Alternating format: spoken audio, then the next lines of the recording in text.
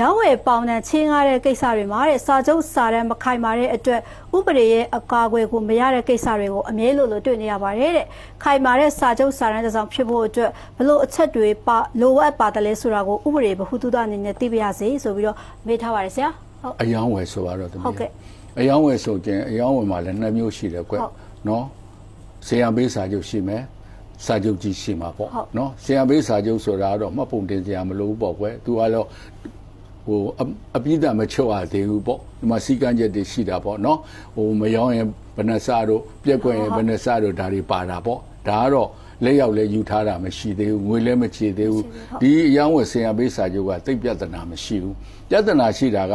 အိမ်နဲ့ခြံကိုဝယ်ပြီးဥပစာဝယ်ပြီးဆိုတဲ့ခါကျစာချုပ်ချုပ်တဲ့အခါမှာတချို့ကမှတ်ဖို့မတင်ဘူးနော်အရာစာချုပ်နဲ့ပဲဝယ်လိုက်တယ်နော်အရာစာချုပ်နဲ့ဝယ်ခြင်းသည်မရွှေမပြောင်းနိုင်တဲ့ပစ္စည်းတန်ဖိုးတက်သိန်းနဲ့